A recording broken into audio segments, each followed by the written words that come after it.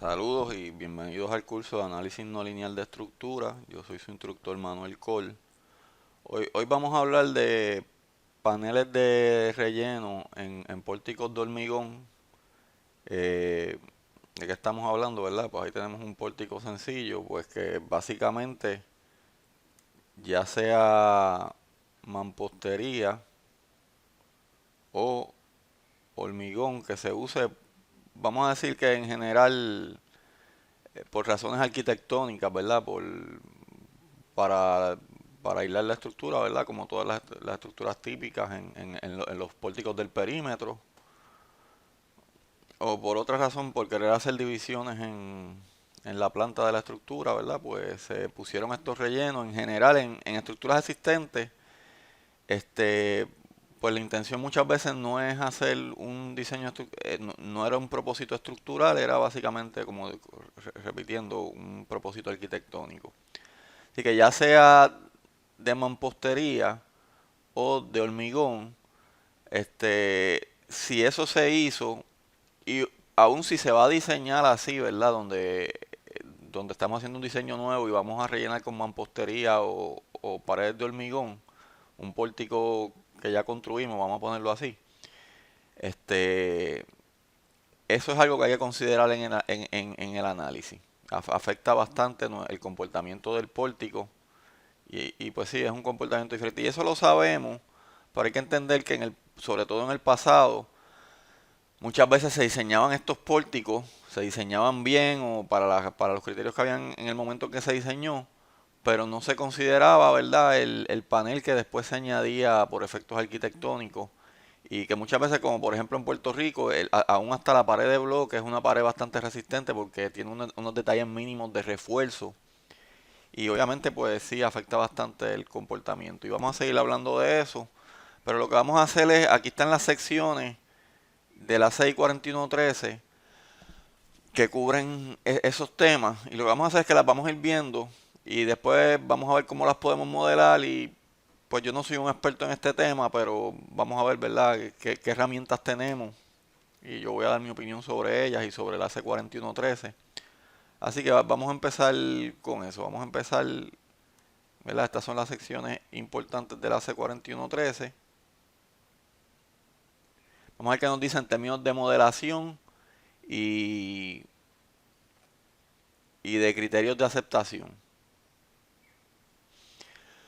Bueno, yo voy a empezar por el capítulo 10, lo vamos a mirar completo, la sección 10.6, y voy marcando cosas. Ya yo marqué algunas cosas que me interesa mencionar, las que no he marcado que vea que sean importantes, pues las marco en el momento. Pero espero verlo bastante rapidito. Lo primero que dice, ¿verdad? Esto se refiere, ¿verdad?, a cuando el relleno interactúa con el frame. Y lo primero que nos dice es que si los infill están aislados, eso lo va a detallar un poquito más en el capítulo 11, pero aislado se refiere básicamente a que cuando el pórtico se desplaza, el relleno no toca el pórtico, o sea que estamos hablando, vamos a hacer, voy a dibujar solo un panel, una columna, una viga y o sea, un solo pórtico. Vamos a decir que tenemos el pórtico.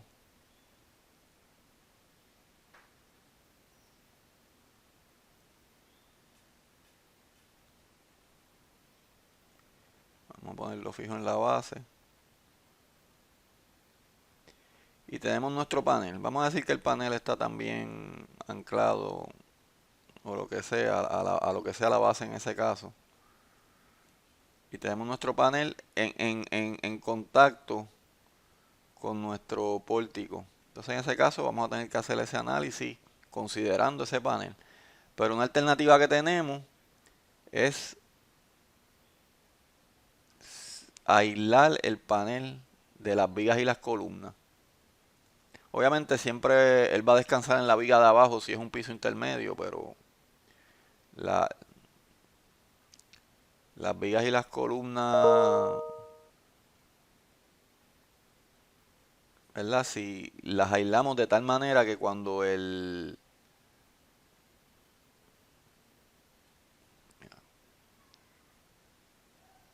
a empezar esto de nuevo. Ahí quedó un poquito mejor. Cuando ese gap que hay entre, ¿verdad? Entre el pórtico y la pared es suficiente para que el pórtico se desplace independiente, pues entonces podemos entonces analizar nuestro pórtico como ya sabemos, como hemos ido aprendiendo en este curso. Así que eso es aislado y sería una buena estrategia de rehabilitación. eh,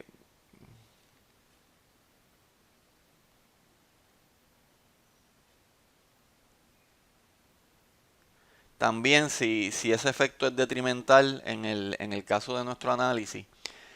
De hecho, yo les voy a poner en las referencias un artículo donde ellos hablan de una manera, el artículo básicamente habla de una manera de aislar el pórtico.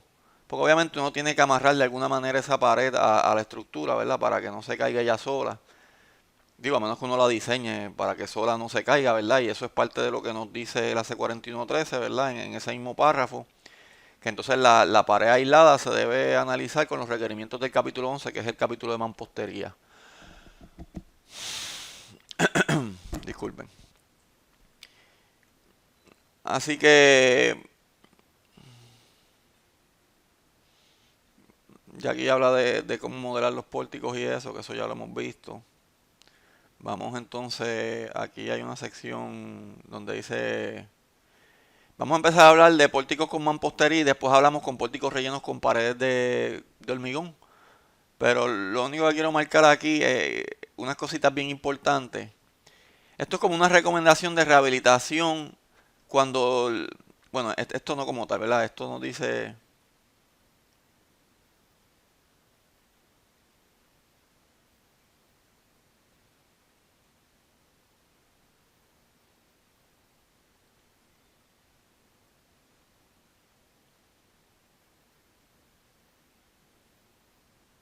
nos están hablando de que si entendemos que si la pared de mampostería se va a agrietar, podemos modelar el comportamiento, esto es bien importante, usando elementos diagonales, como diarriostres del pórtico.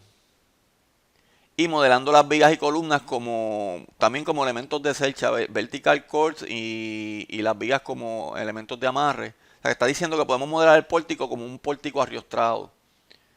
Por ejemplo, déjenme dibujarlo aquí. Tenemos ese mismo pórtico.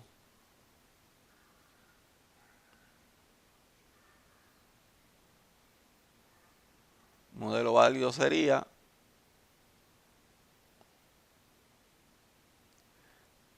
de hecho ya nos está permitiendo que las columnas las modelemos como elementos de celcha también. O sea que van a trabajar en tensión y compresión y lo mismo las vigas. Entonces eso es el truss element. Eso le llaman strut, creo, en el caso de... Pero va a ser en compresión, ¿verdad?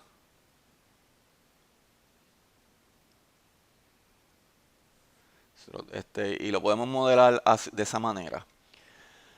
De hecho, FEMA, vamos a ver FEMA 356 que tiene un modelo. Yo también le voy a dar otra referencia que tiene otro modelo y les voy a explicar por qué le tengo que dar otra referencia. Este, Aunque no los vamos a discutir, pero es importante según lo que nos dé el AC4113. Y básicamente yo creo que esa es la otra oración que vamos a leer.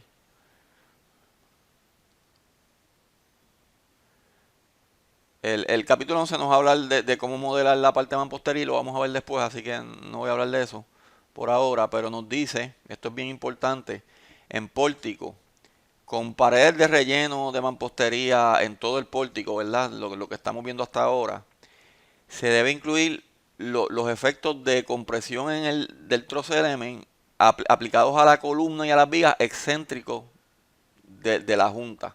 Y fíjense que lo que yo dibujé aquí es un truss element concéntrico con las juntas, ¿verdad? Las juntas están aquí que hasta cierto punto las podemos modelar como si fueran celchas, o por lo menos el código nos deja hacerlo. Y, y yo lo modelé concéntrico. Después vamos a ver dibujos de alternativas que tenemos que estudiar. Hay varios modelos que consideran excentricidad de esos truss elements en el pórtico y el efecto obviamente que va a tener en las vigas y columnas. Y aquí nos habla de las rigideces, de cómo modelarlo. Este, y, y eso lo que implica es que si usamos este tipo de modelos, en realidad vamos a tener que evaluar varios casos. O por lo menos eso es lo que yo interpreto. También nos dice, esta yo no la marqué, pero es bien importante, en pórticos con donde el relleno no llega hasta arriba, tenemos que incluir los efectos de columna corta, es básicamente lo que está diciendo aquí. No le llama columna corta, pero está diciendo que se tiene que considerar ese efecto en la columna. Y obviamente columna corta es un efecto bien importante. Vamos a tratar de dibujarlo. Lo que voy a hacer es que solamente voy a dibujar un pórtico otra vez para dibujar menos.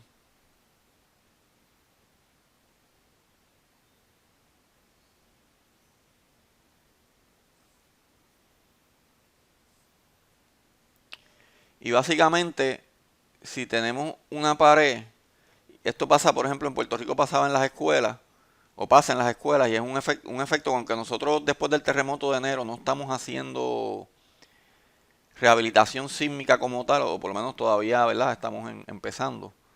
En, en el caso de las escuelas, pues ya las escuelas tenían este problema. Y ustedes saben que si este es el largo de la columna, el problema fue que diseñaron el pórtico quizás para efectos sísmicos y todo, ¿verdad? Son escuelas viejas, la mayoría que tienen este problema. Pero en escuelas más modernas que ya tienen un diseño sísmico dúctil, se hacía una pared y se ponían ventanas en esta zona, o sea que esta zona era un hueco, básicamente. Pues cuando uno pone la carga cortante, uno diseñó la columna con este largo, pero el largo efectivo en realidad es este largo que es mucho más corto. Entonces tenemos que obviamente ese largo es más corto que este. Y sabemos que el cortante sísmico para el que se diseñó, lo más probable que era, asumiendo que la columna tiene la misma capacidad de momento arriba y abajo, que no necesariamente es así, es dos veces el momento plástico dividido entre el largo de la columna. Claro, ¿qué pasa? Que si ese cortante es mucho menor que dos veces el momento plástico sobre este largo, si en realidad los hinges se forman aquí y aquí, porque esta pared es tan rígida que esto plastifica antes de, de que plastifique aquí, donde queremos que plastifique, donde asumimos que iba a plastificar si el diseño se hizo sísmico correctamente del pórtico, pero se despreció el efecto de la pared corta.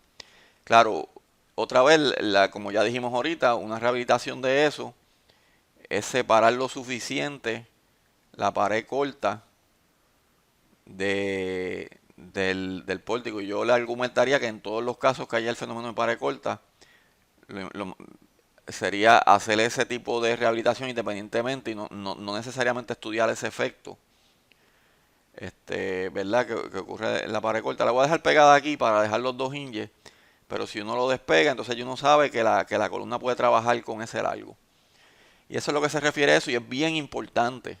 De hecho, yo argumentaría, si yo fuera a estudiar una escuela de Puerto Rico, yo ya asumiría que se va a hacer la rehabilitación y simplemente analizaría el pórtico y haría los retrofit, dejando el espacio necesario para que el pórtico se pueda mover libremente. En Puerto Rico lo que están haciendo inmediato, porque obviamente después de que ocurrió los terremotos de enero, aunque fueron unos terremotos relativamente débiles, pues fue lo suficiente para que fallaran estructuras que no tienen mucha ingeniería. Y falló una escuela que les voy a decir que no, yo creo que no fue columna corta. Yo quiero que salga el estudio para ver qué fue lo que pasó.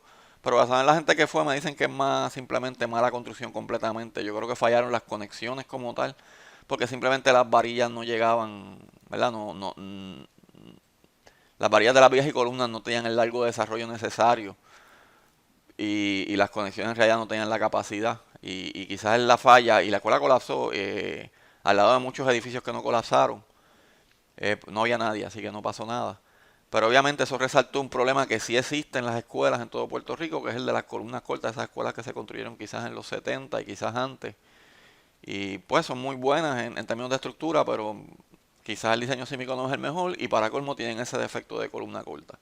Ahora lo que están haciendo es, como medida inmediata, es esta ¿verdad? Separación que ya mencionamos, que no hay que hacer análisis ni nada, simplemente despéguenlas y por lo menos que la escuela aguante lo que aguanta, porque la realidad es que, por ejemplo, en el caso de Puerto Rico, el terremoto que ocurrió en el sur, pues no era tan fuerte para que estructuras bien diseñadas colapsen. En realidad, de hecho, la mayoría de las estructuras, aún en la zona donde ocurrió el terremoto, pues son serviciales. Y si uno elimina ese efecto de columna corta, por lo menos terremotos de esa magnitud que estaban la magnitud del terremoto fue 6.4.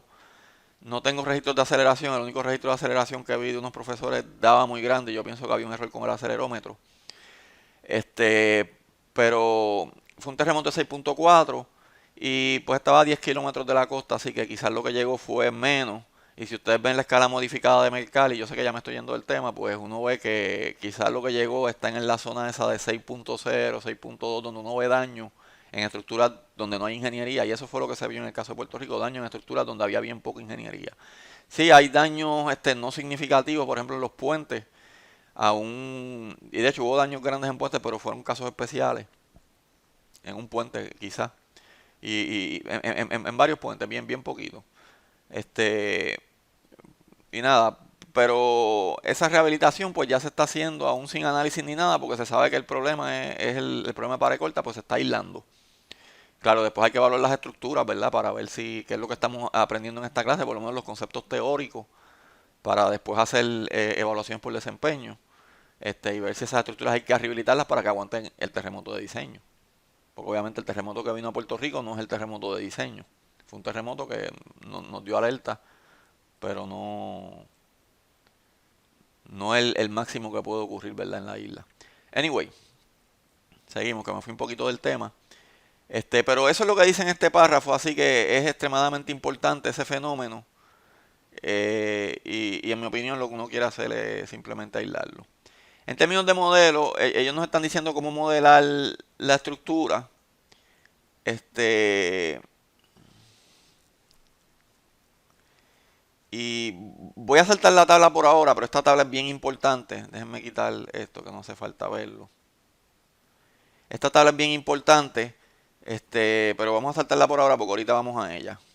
Y de hecho, quizás vamos ahora mismo. Nos están diciendo que obviamente en las zonas de relleno, en las zonas que no son de relleno, pues usamos ¿verdad? Nos dicen modelar las vías y columnas con las tablas 17 y 18, esas son las tablas que ellos usamos, y lo mismo las conexiones con la tabla, creo que es la 1010, ¿verdad? Si no hay paneles, ¿verdad? Hay zonas donde, por ejemplo, vamos a dibujarlo aquí mismo.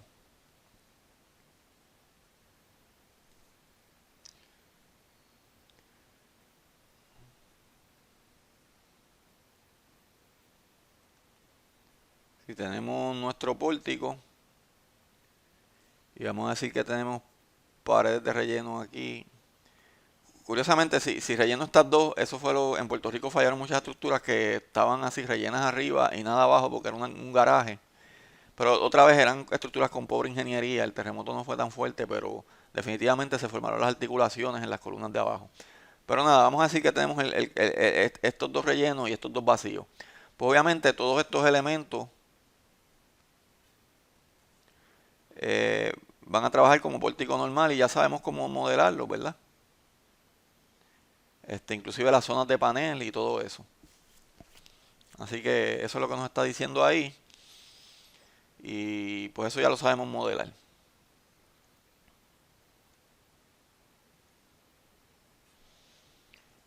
Mansory Infields, obviamente vamos a ver el capítulo 11 ahorita para ver cómo modelamos los rellenos. Ya sabemos que podemos usar Truss Elements, o sea, elementos de celcha. Y los elementos de valla y columna, pues los modelamos como la tabla 1017. Entonces ahora si vamos a la tabla 1017, él nos da, ¿verdad?, la capacidad en tensión y compresión de las columnas. Si están bien confinadas, obviamente en compresión podemos llegar a una deformación bien grande. Esto básicamente es deformación. Y si no están bien confinadas, nos dicen que tenemos que evaluar si en realidad puede evaluar la tensión. Pero en compresión pues nos reducen. Bueno, esta es bien confinada y en tensión, y esta es en compresión. En tensión, si está bien confinada, nos deja llegar a una tensión considerable, ¿verdad? Porque es básicamente el acero en tensión. Si no, tenemos que evaluar la capacidad en tensión de la columna con respecto a la capacidad por splice. Y básicamente lo que nos están diciendo es que vamos a tener que calcularla, ¿verdad? Este, Vamos a suponer para el ejemplo de nosotros, vamos a hacer un ejemplo ahorita que no hay problema, que estamos bien confinados. De hecho, eso fue lo que yo usé como dato. Y podemos considerar que no tenemos splices ni nada para efectos de eso. Aunque eventualmente si vamos a tener splices y si los desarrollamos bien, pues no debe haber problema. Claro, en estructuras existentes eso es algo que definitivamente hay que evaluar. Así que todo esto es bien importante porque nos dice cómo modelar, aunque en realidad la mampostería todavía no nos dice cómo modelarla porque eso hay que ir al capítulo 11. Vamos a ver que el capítulo 11 en realidad no dice mucho, pero dice cosas importantes que tenemos que considerar. En términos de capacidad, pues obviamente sabemos las capacidades de los elementos que no están en la parte rellena. No sé por qué no me quiere coger la mano. Bueno, porque aquí hay un marcado, pero la capacidad en tensión y compresión de las columnas, no nos hablan de las vigas, y hace sentido porque en realidad las vigas son parte del sistema de piso y deben estar bien amarradas al sistema de piso, y las cargas que resisten en realidad se distribuyen en el diafragma. Así que eso hace sentido que no mencionen la capacidad en tensión y compresión de las vigas, aunque yo sí las modelo en el ejemplo que vamos a hacer, pero tengan en cuenta eso. Este es bien importante porque lo tenemos que hacer nosotros quizás con un análisis de capacidad o el comentario de troces excéntricos, donde la fuerza que el infill le aplica a los pórticos las tenemos que considerar las fuerzas locales. Y eso lo que implica que vamos a tener que evaluar varios modelos este, de, de, de elementos de celcha e inclusive de cotejar las conexiones, ¿verdad? Si, claro, ahora no hay fuerzas de momento supuestamente, pero entonces le estamos aplicando una fuerza inclinada y tenemos que chequear la capacidad cortante de la conexión. Eso es algo que no se nos puede olvidar. Y las conexiones, obviamente, de los componentes adyacentes. Aquí se refiere a los componentes adyacentes a los paneles, no solamente a la fuerza que el panel inflige en la conexión, sino a que los paneles, verdad que esos componentes están bien desarrollados de tal manera que no vayan a fallar, ¿verdad? Porque no están bien desarrollados y no entran bien a la conexión. Eso es algo que hay que tomar en cuenta. O sea que hay que hacer unos cotejos, ¿verdad? En el diseño. Quizás uno hace el modelo de panel, pero en realidad la estructura existente no tenía buen largo de desarrollo. O sea que hay varias cosas que tenemos que cotejar. Hay que acordarse que obviamente en los elementos que no tienen zona de panel, pues ya nosotros sabemos diseñar la junta o cotejarla con su capacidad en cortante. El código nos da, ¿verdad?, la capacidad de esa junta. Pero en los elementos que entran elementos de celcha, pues quizás esa junta no está trabajando con momentos, pero sabemos que va a haber una fuerza. Quizás este elemento le da compresión. Y la realidad es que esa data la vamos a tener para nosotros chequear y podemos hacer un chequeo de capacidad, ¿verdad? Vamos a tener compresión aquí, compresión o tensión aquí. Y vamos a tener esta fuerza en la junta que le va a añadir una fuerza cortante a la conexión que vamos a tener que calcular para ver si aguanta. Pero a la vez vamos a tener que estar seguros que la columna se desarrolle, las varillas de la columna se desarrollen lo suficiente para poder aguantar la tensión, ¿verdad? Y lo mismo, vamos a suponer que aquí no hay panel, que el panel está aquí y acá. Tenemos compresión acá, no sé si lo estoy dibujando bien, quizás no. ¿Verdad? Quizás si están en compresión en esta dirección, van esta, así que aquí no tenemos nada, así que lo voy a borrar. Pero, ¿verdad? Tenemos que asegurarnos que esas vigas que vamos a modelar con capacidad, que el acero se desarrolle de tal manera que esta viga aguante la capacidad, momento o no. Así que todas esas cosas hay que cotejarlas, igual que había que cotejarlas en pórticos donde no tenemos, ¿verdad? Paneles.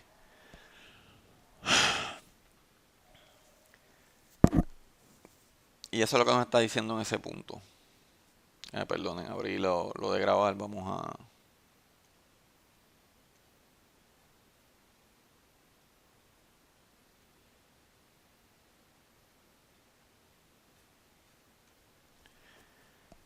Así que básicamente nos está diciendo todo lo que tenemos que cotejar y los criterios de aceptación. Pues básicamente ya sabemos que tenemos la tabla 10-17. Aquí nos da, fíjense que nos lo dan en términos de, eso no lo mencioné ahorita, pero nos dan en términos de D y, y básicamente D significa strain total, no es deformaciones plásticas. Voy a abrir una copia del código para no moverme de esta página. Y vamos al, eso está en la figura 10.1 y también está en el capítulo 7, que es cómo vamos a modelar, ¿verdad?, la no linealidad del material. Voy a usar la del capítulo 7, pero da lo mismo, están los dos capítulos. Ya la hemos hablado bastante. Y estamos hablando de esta segunda curva, donde, pues en este caso nos están dando deformación, ¿verdad?, que sería quizás la segunda. Y capacidad, entre capacidad de excedencia. Y sabemos que vamos a coger la capacidad de excedencia como la capacidad de la columna, ¿verdad? En tensión o compresión. Y después podemos modelar esto horizontal o con un 10% de pendiente. Y nos da, ¿verdad?, la elongación máxima que va a aguantar el material dependiendo de si está confinado o no confinado en compresión y en tensión, ¿verdad? Y los otros detalles como empates, etcétera, que podrían afectar y desarrollo de las varillas que podrían afectar esa capacidad en tensión o compresión. Así que ese es el modelo que nos está diciendo que usemos con esta tabla. En términos de la rigidez, recuerden que la tabla 10.5, no sé si lo dice, vamos a leerlo, porque lo pasé rápido. Pero sí, nos lleva a la sección 10.4, que es a la larga se refiere a la sección 10.5. A la tabla 10.5 me refiero que nos deja, eh, y voy a buscar la tabla para recordarnos, pero básicamente esa tabla está bien lejos, ¿verdad? Estamos como en la 240 y pico, y esto es al principio, 220 y pico. En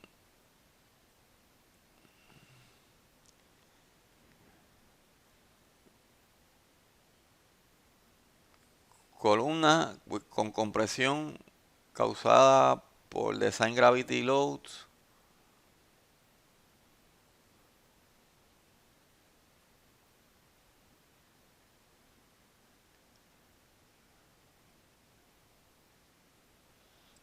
Básicamente nos está diciendo,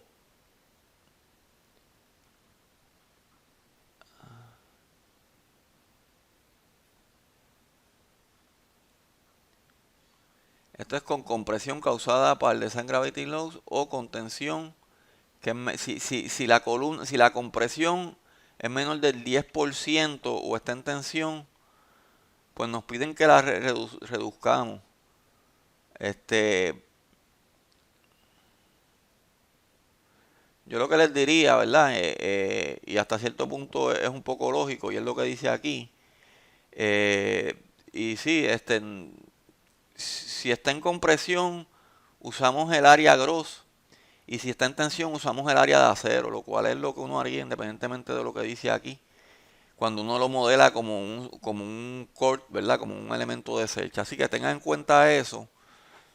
eh, ¿Verdad? Y básicamente lo que dice la tabla 10.5 es lo que uno haría en términos de la rigidez axial del elemento de columna. Como les dije, el de vigas no afecta mucho, pero en vigas uno podría hacer lo mismo.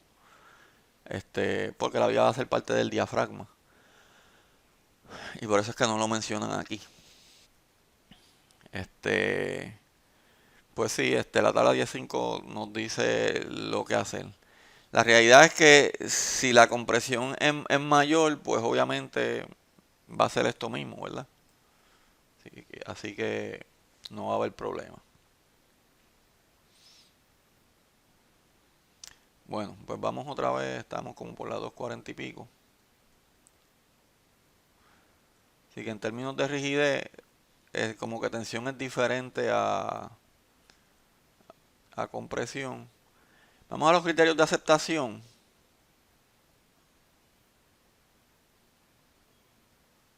No voy a hablar de histeresis, pero obviamente nos dice que la histeresis del muro de mampostería la tenemos que considerar con prueba. O sea, tenemos que considerar algún modelo que esté aprobado o lo que sea. Esto es lineal. Y después no sé si dice algo importante en la lineal que nos aplique a la no lineal. Pero básicamente para las partes que están fuera del infill, pues tenemos las secciones que aplican, ya sabemos, incluyendo los infill que estén aislados, pues vamos a la sección. No, esto es para los infill que no están aislados, de hecho la 11.4, así que vamos a las secciones que apliquen para mampostería y vamos a las secciones que apliquen para las vigas y columnas que no son parte de la parte rellena.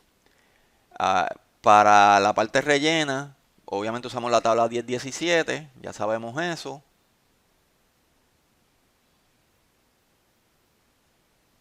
Sí, esto nos dice algo importante, que las respuestas inelásticas deben ser, son permitidas en la parte aislada del pórtico, que es la sección 10.4 en el caso de nosotros, 10.5 es precast. 10.9 no me acuerdo cuál es, la chequeamos ahorita. Y obviamente según nos permita movimiento plástico en la sección de mampostería.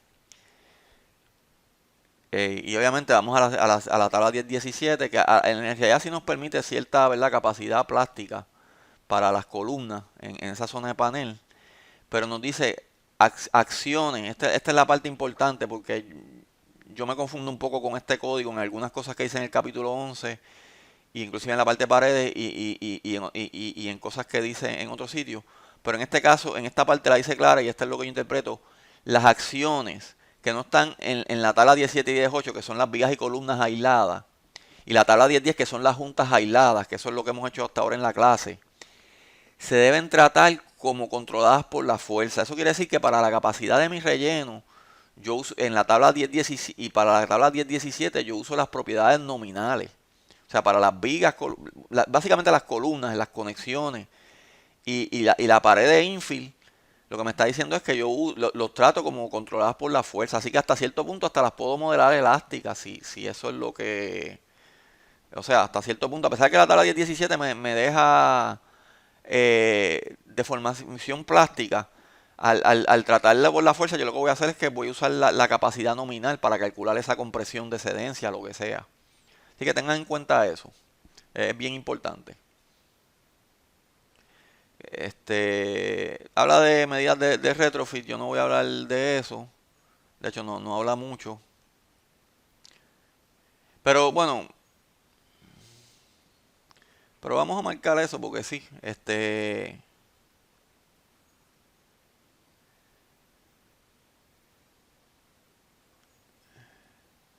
Marqué más de lo que quería.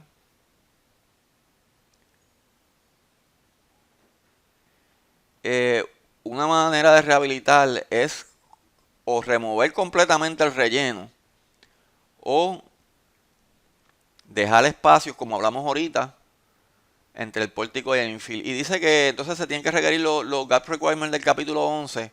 Eso lo que dice es que se debe dejar suficientemente espacio arriba y a los lados, de tal manera que el pórtico se pueda mover sin tocar el infill. Básicamente lo vamos a ver ahorita, así que no es nada complicado lo que pide. Y como yo les dije, yo les puse un artículo en las referencias que tiene un artículo de cómo un artículo que da unas recomendaciones, ¿verdad? Eso se puede hacer. Habrán varios sistemas para cómo estabilizar el pórtico, el relleno, si uno lo separa, ¿verdad? Ahora vamos a rellenos de hormigón, que es bien similar a lo que acabamos de ver. Yo no marqué nada general.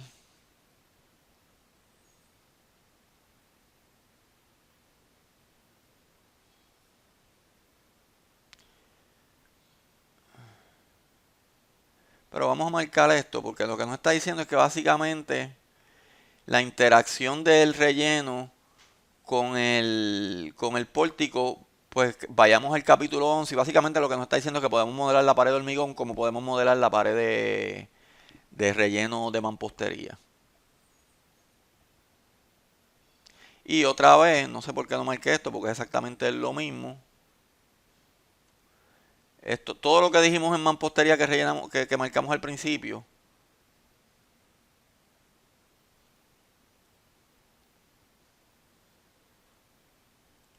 Disculpen un momentito, mi pulso está malo. No quiero hacer comentarios. Pero básicamente nos está diciendo otra vez que tenemos que, obviamente podemos hacerlo como el capítulo 11, podemos usar elementos de Selcha, pero tenemos que considerar el efecto en el pórtico de elementos de Selcha que actúan excéntricos a la junta, que fue lo que explicamos ahorita, y tenemos que considerar el efecto de columna corta, que fue lo que explicamos ahorita. Así que todo esto ya es bien importante otra vez y exactamente lo mismo que decía ahorita. Y otra vez nos dice que los elementos de pórtico que no están en las partes de relleno, pues ya sabemos, ¿verdad? Que usamos lo que aprendimos hasta ahora para modelarlo. Entiendo que en la parte de rigidez nos dice exactamente lo mismo. Esto otra vez es exactamente lo mismo lo que tenemos que cotejar. Así que no lo voy a repetir.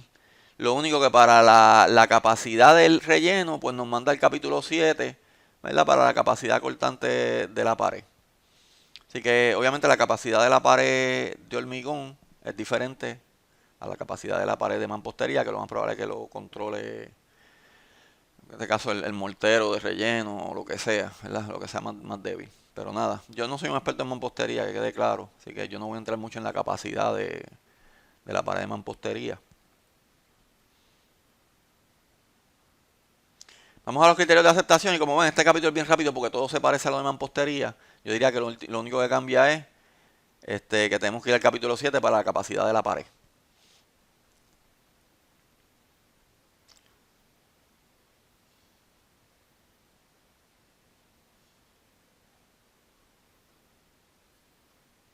Bien, se dice un comentario bien importante, yo voy a hablar de eso ahorita, donde la pared y el relleno, el frame y el relleno, se asumen que actúan como una pared monolítica.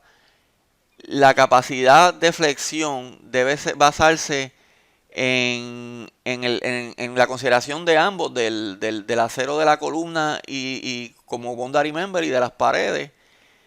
Y obviamente tenemos que asegurarnos, ¿verdad?, que tenemos el anclaje suficiente para que actúen como una unidad monolítica. Si eso pasa, básicamente estamos en el capítulo de paredes, ¿verdad? Básicamente tenemos una pared con elementos de borde. Y ese no es el caso que estamos hablando en este capítulo. Estamos hablando de que construimos y después rellenamos. Y la realidad es que lo que hay es un borde que está pegado al pórtico, porque usamos el pórtico hasta cierto punto como formaleta, por lo menos de los bordes de la pared. Y rellenamos la pared después de que ya construimos el pórtico, que era lo que estaba quizás en el diseño original supuesto a coger las cargas gravitarias. Y la pared era simplemente una barrera arquitectónica para la serviciabilidad que sea que requiere la estructura. Así que tengan en cuenta eso, porque si anclamos la pared y le damos el desarrollo suficiente, o vamos a decir que simplemente la pared no está lo suficientemente desarrollada para decir que actúa monolítica con el pórtico, pues entonces estamos hablando de lo que estamos estudiando ahora. Que sería el caso, ¿verdad?, en específico de construcciones viejas, donde uno a propósito lo hace como un relleno arquitectónico, pero a la vez no se ocupó del detalle de aislarlo, ya que no lo iba a considerar como parte de los elementos de capacidad estructurales de la estructura, y entonces puede tener un efecto quizás beneficioso si uno rehabilita y construye, ¿verdad? Quizás vamos a decir que no necesariamente no es beneficioso, porque eso es una técnica de rehabilitación, rellenar las vigas y las columnas para que entonces, los pórticos, perdón, para que entonces actúe como paredes. Así que tengan en cuenta eso, que estamos evaluando. Estamos evaluando cuando cuando estamos hablando de cosas que actúan por separado, porque simplemente se pegó al pórtico. Pues nada, eso es muy interesante, pero y estén conscientes, porque ya lo que nos dice aquí es que en realidad tenemos que asegurarnos que pueda actuar monolítico y en realidad entonces lo que estamos analizando es una pared, que ya vimos cómo modelarlas en el capítulo 17. Los criterios de aceptación nos envían, ¿verdad? Para las vigas y columnas nos envían la 624, si se fijan en la de mampostería, esa es la tabla 1017. Obviamente, entonces para el relleno, pues es la pared, así que vamos a la tabla 10, al capítulo 17, que es el de paredes. Vamos a chequear la capacidad incortante de la pared, que no se exceda, ¿verdad? Básicamente. Pues nada, déjenme ver cómo vamos. Eh, Voy a parar este video. Lo que vamos a hacer ahora es que vamos a ver el capítulo 11.4. De hecho, no voy a parar el video. Vamos a seguir ahora directo. Vamos a la sección 11.4 a ver qué nos dice de mampostería. Porque ahí es que básicamente nos explica cómo modelar, cómo hacer ese modelo del relleno. Que tanto en paredes como de hormigón como de mampostería, pues va a ser, como quien dice, lo mismo. Porque básicamente el capítulo de pared de mampostería, de hormigón, nos dice que vayamos al capítulo, a la sección 11.4 para efectos de cómo modelarlo.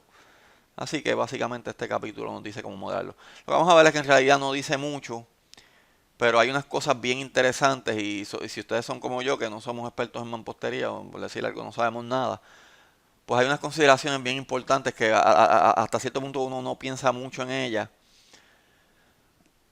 de primera instancia, pero sí son bien importantes. Aquí es que nos dice, ¿verdad? Lo primero que marco es que los paredes se consideran aislados del pórtico si los gaps, y aquí es que lo dice, en el tope, o sea, en el tope de la pared aislada y en los dos lados, son suficientes para acomodar los desplazamientos esperados del pórtico. O sea, que nosotros hacemos nuestro análisis de pushover como ya nosotros hacemos y después verificamos si esos paneles, que lo tratamos simplemente como carga muerta porque estamos diciendo que los vamos a aislar o están aislados en el diseño que estamos haciendo, tenemos que chequear si cuando el pórtico se deflexiona, y yo no soy muy bueno dibujando eso, bueno, vamos a hacer lo siguiente. Vamos a Google.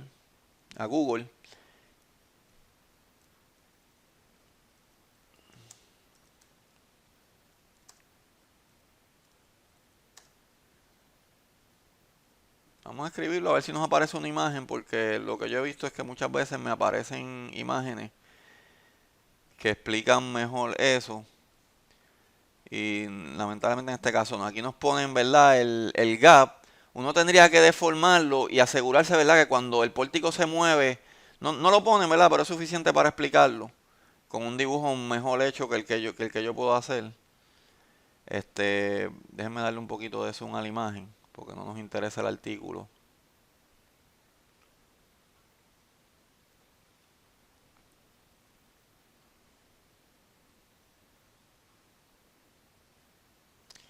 Pero es obvio, ¿verdad? Lo que estamos hablando. Tenemos que entonces hacer nuestro análisis, donde en realidad, ¿verdad? Nos dicen que tenemos que proveer gap a los lados y en el tope. De tal manera que cuando calculamos las deflexiones, pues las deflexiones que calculamos, ¿verdad? Quizás en este nodo, con este nodo es suficiente, porque si en este nodo es suficiente, pues sabemos que aquí va a ser suficiente. Pero en realidad vamos a tener la deflexión de la columna. De hecho, si hacemos análisis dinámico, vamos a tener las deflexiones máximas.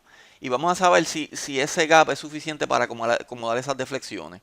Y tanto vertical, ¿verdad? Porque van a ocurrir deflexiones verticales, aunque sean muy pequeñas en pórtico.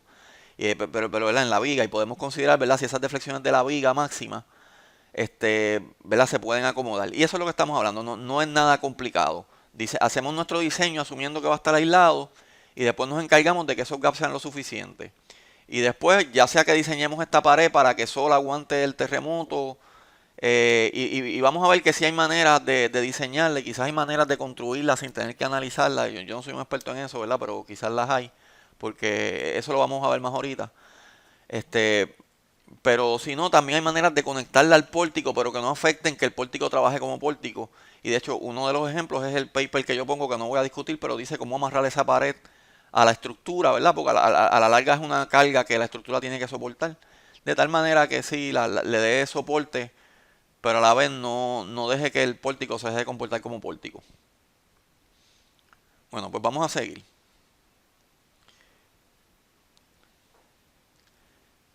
Lo que nos dicen Existing Max Storage Infills es que los existentes, si no están, ¿verdad?, dañados, se pueden tratar como si fueran nuevos, lo cual es lógico hasta cierto punto cuando uno evalúa estructura. Perdón. Esto es bien importante y si vamos a considerar, si no los vamos a aislar como medida de rehabilitación y los vamos a considerar en el análisis, pues obviamente lo que estamos diciendo es que él va a ser un elemento que ya sea como elemento de fuerza va a resistir el terremoto. Pero entonces, y voy a explicar, esto es bien importante en realidad para paneles. Bueno, es importante lo que está diciendo aquí es importante para todos los paneles. Y lo que está diciendo es que para resistir la fuerza fuera del plano, él tiene que estar lo suficiente amarrado al pórtico.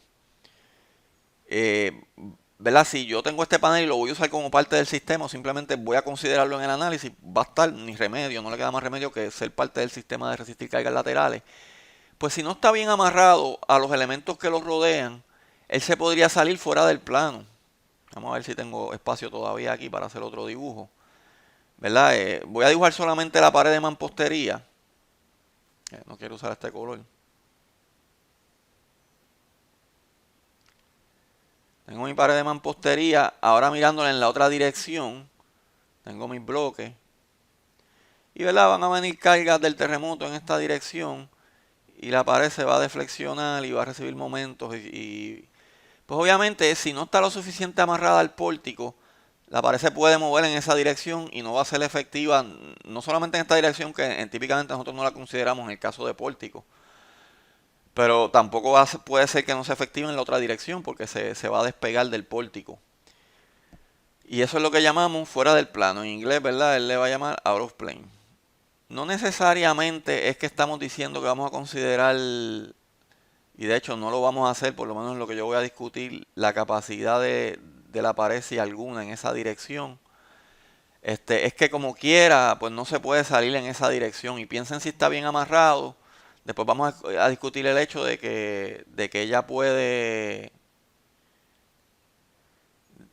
se va a deflexionar como si fuera, piensen en un plate amarrado en todos los lados. Aquí obviamente no está amarrado en todos los lados, pero se va a deflexionar como una hamaca si lo vemos en esta dirección, pero en realidad es un efecto tridimensional que también es un efecto bien importante que hay que considerar.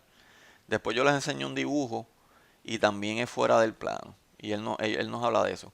Pero lo mínimo es que nos dice que si el panel va a ser parte del sistema y no está bien amarrado, pues nos dice que lo podemos amarrar, por ejemplo, con ángulos de acero, que los amarremos al pórtico y al panel, o de alguna manera. Tenemos que hacer una rehabilitación si no está bien anclado. Y otra cosa, si hay gaps, ¿verdad? Si hay espacio, pero lo vamos a considerar, pues para considerarlo con estos modelos, tenemos que rellenar esos gaps. Así que también nos dice que debemos rehabilitar eso si hay espacios, por alguna razón, en algunos espacios, ¿verdad? Yo sin querer dibujé este disparate porque quería dibujar aquí, ¿verdad? Quería dibujar el retrofit. Y si no está con retrofit lo que pasa, pues si eso estuviera así y decimos que lo queremos usar, pues vamos a tener que rellenar todo lo que está en azul, ¿verdad? Porque esto así como está, pues no aplica o es detrimental. Pero claro, SAP quizás nos deja hacer modelar literalmente esto, que quede claro, usando elementos de elemento finito, y eso también lo vamos a hablar. No vamos a hablar de esto en específico, pero vamos a hablar de cómo podemos usar los modelos de elemento finito de SAP. Y que voy otra vez disculpen, otra vez a abrir lo que no era.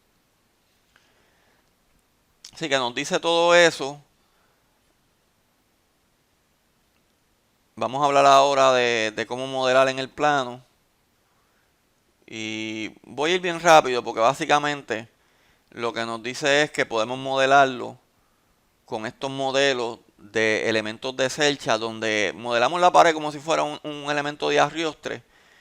Y básicamente lo único que tenemos que definir es ese ancho que ellos le llaman A del modelo. El espesor y las propiedades de la mampostería son exactamente las que usamos, ¿verdad? El módulo de elasticidad de la mampostería son las que usamos para modelar esa Selcha. Pero también nos dice, ¿verdad?, de modelos excéntricos, No sé si dibujo otro más. Yo les voy a enseñar entonces si dibujo otro más. Así que por lo menos nos da 3 modelos. No voy a hablar de openings, pero si es openings ya se complica mucho más entonces. Tenemos que considerar otros modelos complicados. Pero sí nos dan todos estos modelos. Yo les voy a poner como referencia. Déjenme buscarla.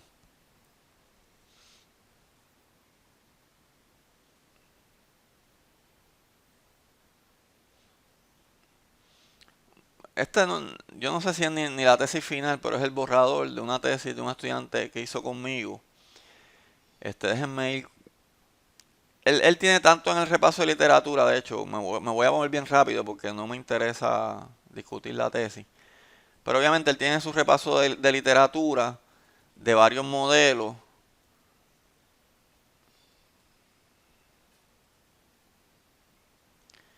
eh, concéntrico, excéntrico.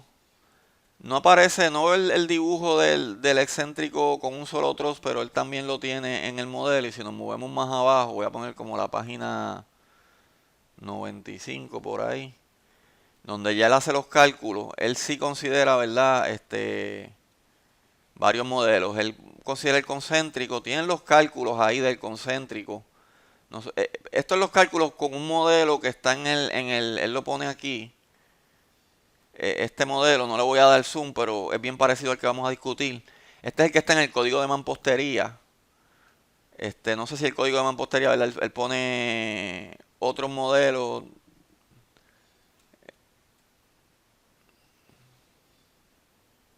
Estos son los cálculos del concéntrico. Pero después él hace el excéntrico.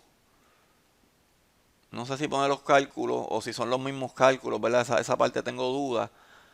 Y lo pueden leer, yo no voy a discutir esa parte, pero también hacer los dos modelos excéntricos que mencioné la C4113. Y básicamente, bueno, esto ya se acabó la tesis, pero él corre todos los casos, ¿verdad?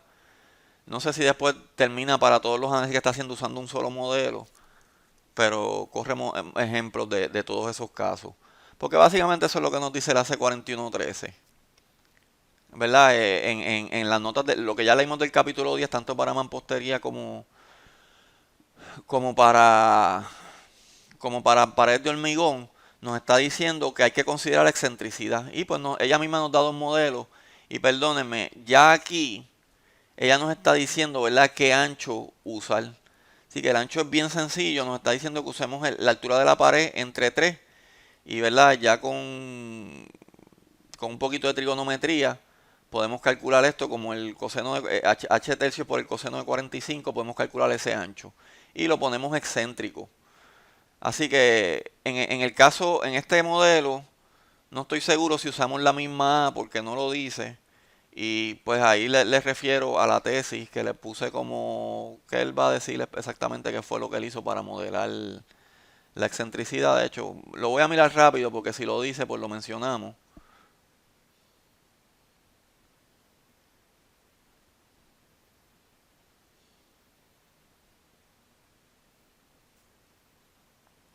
Yo creo que vamos a tener que leer el repaso de literatura porque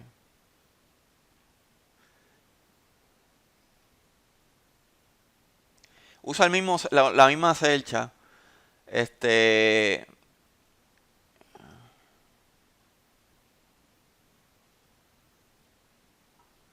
pero simplemente lo pone excéntrico. Eso depende del radio de altura a largo del panel, ¿verdad? Quizás solamente hay que cotejar dos casos. Si el panel es más cuadrado, pues usamos un modelo sencillo. Si el panel es más corto, de hecho aquí él lo usa con un panel más largo, así que quizás hay que hacerlo de todas maneras. Yo no estoy seguro si nos dice que lo hagamos excéntrico a 1.5 pies. Hasta cierto punto me parece que eso es lo que dice el código. Y este otro modelo, ¿verdad? Que ya nos dice que ancho usar. Vamos a leer el AC4113 porque si lo logramos descifrar, porque se los digo, yo no lo he leído y hasta cierto punto no era mi intención discutirlo.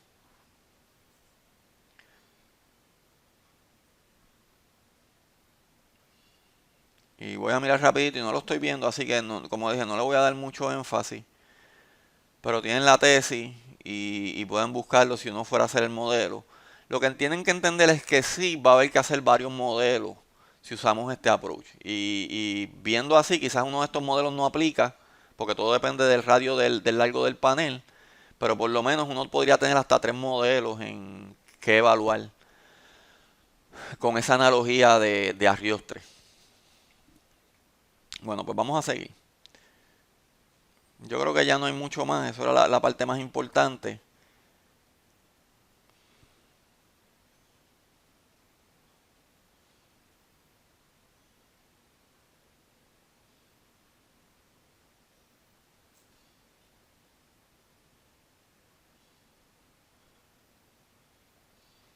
Los criterios de aceptación de las columnas.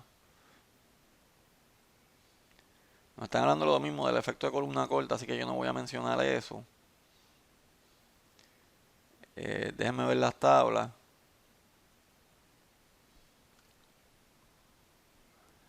Esto es importante porque si nos da unos criterios de aceptación dependiendo de la capacidad cortante del pórtico. No se preocupen la capacidad cortante del pórtico. Sumen en un piso la capacidad para cada piso sumen la capacidad de cortante de las columnas. La calculan. La capacidad cortante de las columnas es la capacidad de ese pórtico en ese plano en ese piso. Y calculen la capacidad cortante del panel de mampostería o inclusive del pared de la pared de relleno de concreto. Y dependiendo del radio de su panel, ella nos va a dar un drift en el plano permitido. Así que también vamos a controlar el drift del panel, o esa es la manera que vamos a hacer el criterio de aceptación del panel. Otra vez fíjense que es con la fórmula D. Yo les voy a decir, basado en lo que dice el capítulo 10, que usen las capacidades nominales, porque dice que lo tenemos que tratar como fuerza. Pero entonces podríamos exceder, lo que nos dice esto es que hasta cierto punto podríamos exceder la capacidad plástica cortante del panel. Y de la manera que yo lo voy a interpretar se complica un poco en base a otra cosa que dice ahorita. Porque si yo voy a usar mi panel para resistir las cargas laterales, yo sí me voy a asegurar que yo no exceda este drift, pero yo me voy a asegurar que tampoco yo exceda mi capacidad cortante del panel. Así que si D excede la capacidad, cuando llego a este drift, mi D en realidad ya pasó la capacidad del panel. Y déjenme hablar de lo que estamos hablando porque tengo la gráfica aquí.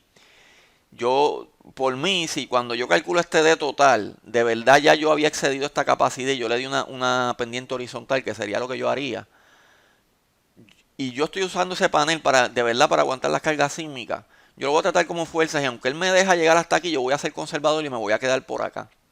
Claro, si estoy por acá y el drift me dio 5%, es 0.5%, ¿verdad? Que es bien poquito. Quizás todavía no he llegado a mi capacidad y pasé 0.5% aquí, o sea, de llegar hasta aquí nada más, de ese queda elástico.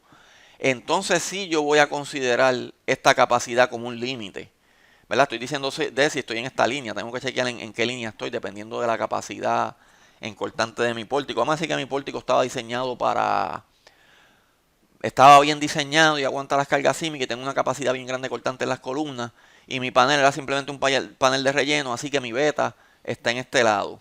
Pues quizás puedo llegar, dependiendo de mi radio, ¿verdad? De mi radio del panel, quizás puedo llegar a un drift de 2, de 2%, que es bastante. Y en ese caso, lo que estoy diciendo es que si yo fuera a considerar el panel, no llegaría a ese drift de 2. Me aseguro que no exceda la capacidad del panel. Pero, claro, si el pórtico está bien diseñado y estoy en este beta, lo más probable es que yo lo que quiero es aislar el panel, así que quizás esta discusión es obvia. Pero si cuando llego a 2% todavía mi panel no falla en cortante, lo cual yo diría que es un panel, ¿verdad? El panel va a tener poco capacidad de drift. Pues yo no dejaría que el panel, si el panel va a ser parte del sistema de capacidad sísmica, yo no dejaría que excediera esa capacidad. Así que si yo estoy en un beta así, lo más probable es que yo aísle el panel porque lo más probable es que el pórtico tenga muy buena capacidad en cortante sísmica y quiera aprovecharme del comportamiento de pórtico. Claro, un problema que tienen los pórticos es que se van a desplazar mucho y quizás uno quiere controlar ese desplazamiento y ahí uno quizás quiere considerar el panel, pero pues ya ahí uno está hablando de que quizás uno quiere hacer paredes de carga de verdad. Si uno quiere, ¿verdad? Uno quiere usar el panel, piensen que estamos hablando de casas de un nivel. Quizás uno dice, mira, quizás la casa con los paneles así, quizás tengo que hacer una rehabilitación mínima, así que vamos a usarlos para la capacidad cortante. Estamos hablando de eso. Esta tabla es bien importante y yo creo que ya estamos listos para llegar porque los criterios de aceptación, quitando ese criterio adicional, el otro criterio de aceptación no lo puse en la capacidad encortante de la pared de mampostería, que no es nada de complicada de calcular. Y no voy a hablar de eso, pero pues calculan la capacidad encortante de mampostería. Y siendo reforzada, ¿verdad? Pues la calculan, no es complicada.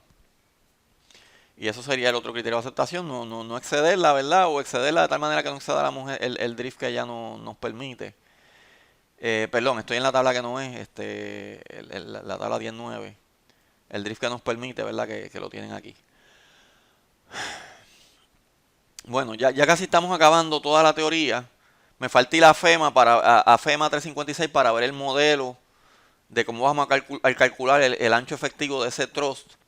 Por lo menos de los que son un solo trust, ¿verdad? Que no es como tal una tercera parte del pórtico. O aunque hay modelos que sí nos dicen tanto ancho, tanta cantidad de la pared o lo que sea. Pero vamos a hablar de esta última sección que es bien importante, que dice Mansory Infield Wall Out of Plane Action. Si uno dice, bueno, pero yo no quiero usar, aunque vaya a usar la pared, no la voy a aislar. Yo no quiero usar la capacidad out of plane de esa pared porque es muy poca.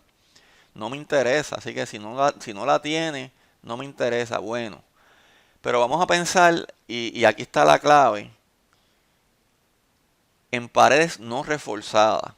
Si ustedes, en una construcción moderna en Puerto Rico, por ejemplo, en una casa, aún en construcciones de los 80, es posible que si uno tiene los detalles, uno va a ver que la mampostería que se usó simplemente como paredes de división, tiene un refuerzo nominal bastante razonable. O sea, que uno puede decir, bueno, si esta pared está bien conectada a mis vigas y columnas, la realidad es que yo puedo usarla para resistir las cargas laterales y podemos usar todo lo que estamos aprendiendo en este capítulo.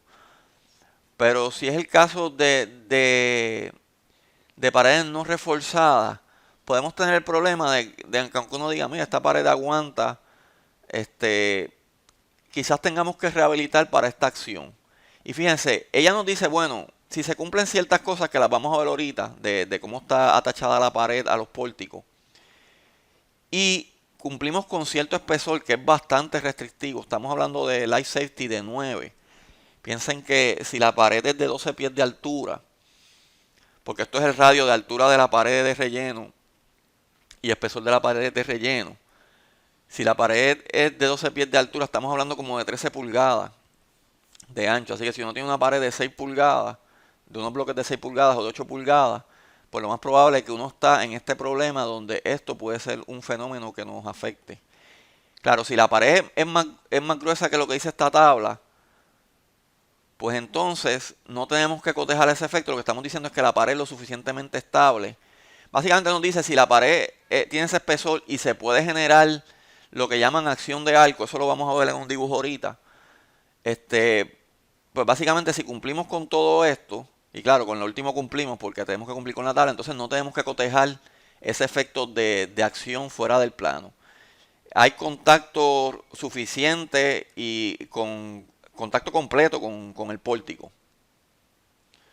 Nos dan la relación entre el módulo de elasticidad del pórtico y la inercia del pórtico con respecto a la pared y nos dan el producto del módulo de elasticidad del pórtico con el momento de inercia del componente más flexible excede este valor. O sea que básicamente nos controlan la rigidez de las columnas.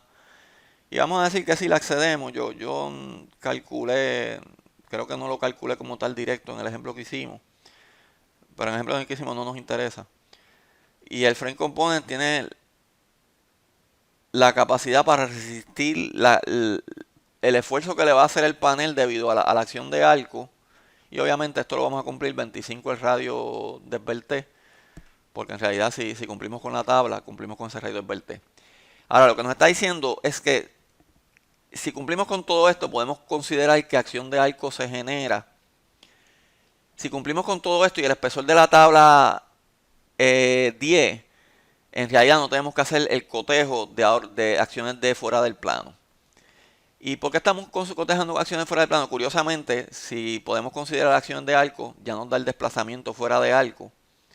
Eso es curioso, ¿verdad? Eso es una fórmula empírica para calcular el desplazamiento que se puede generar en un terremoto. Pero, y nos da la capacidad fuera de, que no nos, como le dije, no me interesa, esta es la capacidad de inflexión de hormigón sin reforzar, de bloques sin refuerzo o paredes sin refuerzo, fuera del plano. Nos dice que si tenemos ese efecto, si tenemos ese fenómeno, no podemos usar los análisis estáticos, tenemos que hacer análisis dinámico y nos da el criterio de aceptación de cuánto drift por piso fuera del plano nos permite. Este drift yo no lo, este drift, ¿verdad? Pues es el límite. También nos dice que si cuando se cae el infill panel, él no hace falta, la pérdida de un panel infill no hace falta, entonces no tenemos que llegar a estos límites de drift máximo fuera del plano. Ahora, si la pared de relleno está reforzada, él no habla de esto y yo entiendo que entonces el fenómeno no aplica. Déjenme explicarle por qué eso es importante, todo esto de cotejar fuera del plano.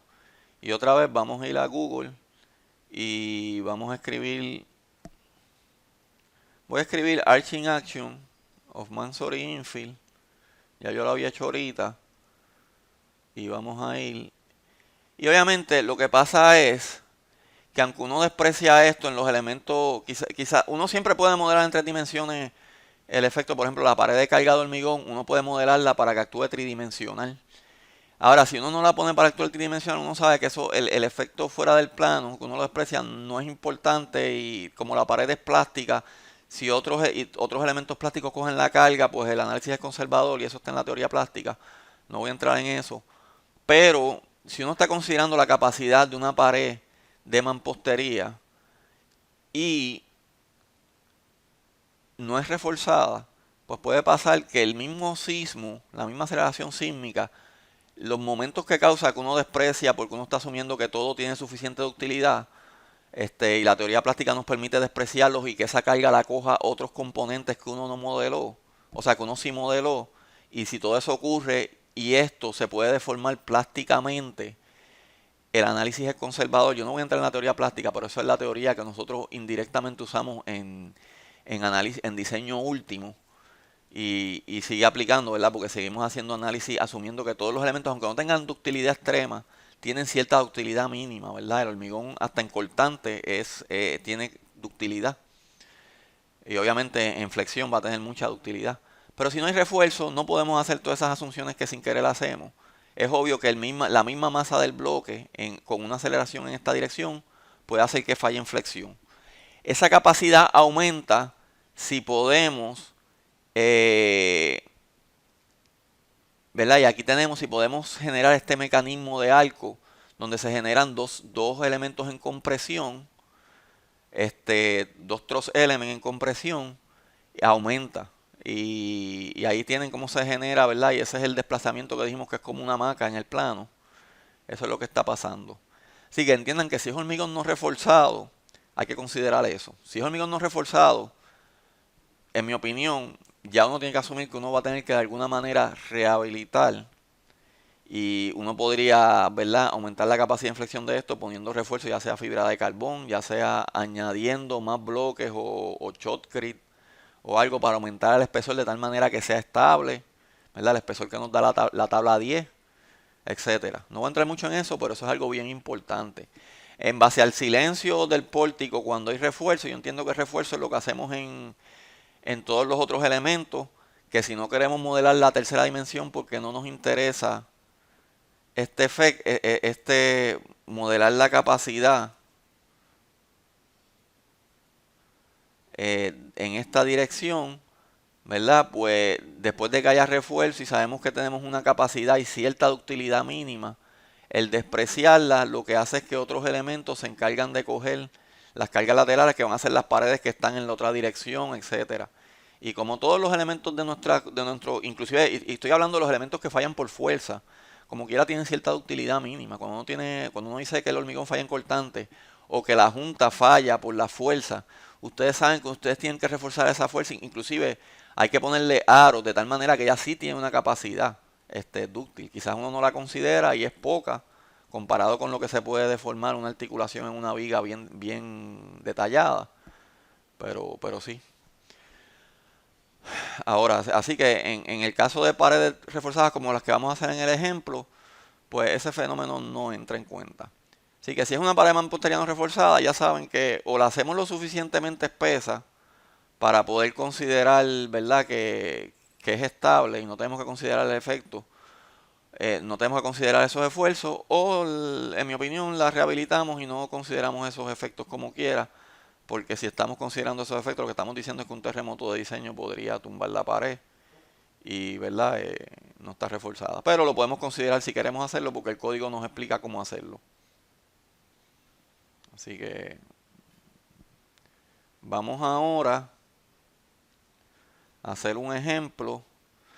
Ya yo los corrí porque no es tan fácil. Sabemos que tenemos varios modelos de Ariosto. Yo solamente corrí el concéntrico. Perdón, no vamos ahora a correr este ejemplo. SAP nos permite modelar con elementos finitos estas paredes y nos da unas recomendaciones. Déjeme sí coger una pausa. Y entonces yo voy a explicar, ¿verdad? En el manual de CSI Bridge vamos a ir y vamos a ver cómo con un modelo de ley, al igual que en paredes, SAP nos permite modelar el paredes de relleno. Ahora vamos a ver que todo esto no es tan fácil como se ve. A mí me gusta mucho el modelo de SAP simplemente por su sencillez. Yo tengo dudas de las recomendaciones que SAP 2000 da. O sea que si CSI da con este modelo, aunque me gusta mucho el modelo como quiera. Pero vamos a ver que todos los modelos dan resultados diferentes. Así que vamos a discutir todos los modelos del ejemplo que vamos a hacer. Pero voy a coger una pausa ahora.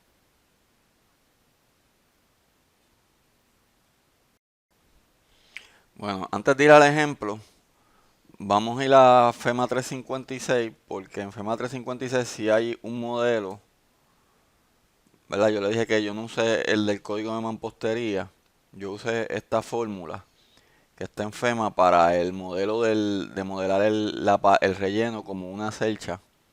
Y esto es un modelo bien sencillo con las propiedades del relleno y del pórtico, cómo calcular un ancho efectivo para el elemento de celcha. Así que no es nada complicado. Y ese fue el que usamos para hacer el modelo concéntrico. Yo no hice modelo excéntrico, pero el otro caso sería pues bajar la junta donde se conecta el pórtico y subir esta, ¿verdad? Y está el otro caso que aquí no lo dibujan, pero que lo tienen en la referencia en la tesis, ¿verdad? Yo creo que en lo que se hace es que los otros se ponen a 45 grados y ya, donde queden. Y me da la impresión que en uno usa el mismo trozo y lo baja 1.5 pies, pero no estoy seguro si eso es un segmento. Quizás el 1.5 es 1% quizás es una tercera parte. Esto 3 por 1.5, definitivamente no es eso. Así que no estoy seguro, habría que leerlo y como les dije no lo he verificado.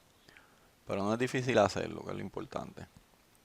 Anyway, usamos esa fórmula y yo hice en SMAT pues esos cálculos para el ejemplo que tenemos. No le he dado zoom, pero déjenme recordarles el ejemplo.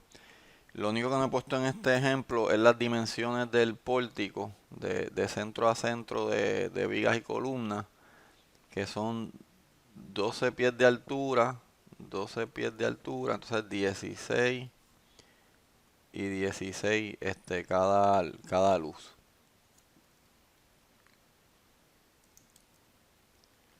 Y ese fue el ejemplo que corrí. Yo lo que hice fue, déjenme explicar, y voy a borrar, pero yo lo que hice fue modelar los elementos de pórtico de viga y columna. Estoy casi seguro que no los agrieté, que verdad habría que poner los de las vigas por punto 3, los de las columnas por punto 7 o por punto 3, dependiendo de la carga axial. Eso creo que no lo hice. No me interesaba mucho la parte del pórtico, pero sí habría que hacerlo. No usé valores esperados, así que yo usé los valores para la columna, eso no lo escribí, pero tiene las mismas propiedades que la pared. 4000 PSI, ¿verdad? Que son 4 KSI. Y FY 60 KSI. Así que, pero no lo modelé con valores esperados, porque ustedes, por ejemplo, esto y esto, no podría usar valores esperados, porque uno sabe que son vigas y pórticos dúctiles en este caso. Así que, y obviamente en las zonas de panel, sí modelé los hinges de momento. eh, claro, en las columnas usé los hinges de viga y les puse zonas de panel y el scissors model elástico, todas esas cosas. Lo único adicional que tuve que añadir en las columnas, y yo se lo enseño, ¿verdad? Es que tuve que poner hinges también los puse en las vigas, aunque en las vigas no hacían falta. Pero tuve que poner hinges de carga axial, rótulas de carga axial en las columnas. Y modelamos la viga, el elemento de panel que también le puse una articulación, pero lo modelamos, ¿verdad? Así inclinado. Hice el modelo concéntrico. Este, Déjenme mirar ¿verdad? Con las dimensiones de la sección, esto que está aquí, y el modelo de elasticidad, 3600, tanto para la pared, porque la pared de hormigón de 6 pulgadas, puse todo en pulgadas como nos pide la fórmula, que bien las unidades todas son en pulgadas, todo lo que es dimensiones, y lo que es elasticidad, es en KSI, así que 3600 es la elasticidad de...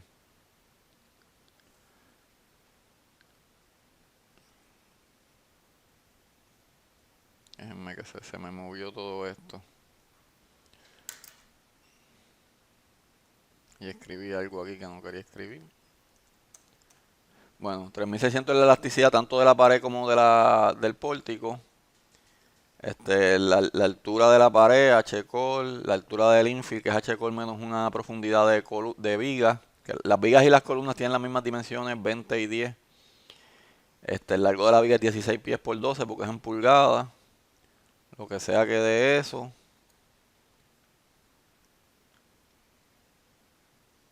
192. El largo del infill pues es 172. Fíjense, es bastante cuadrado. Déjenme ver. La altura del infill es 124.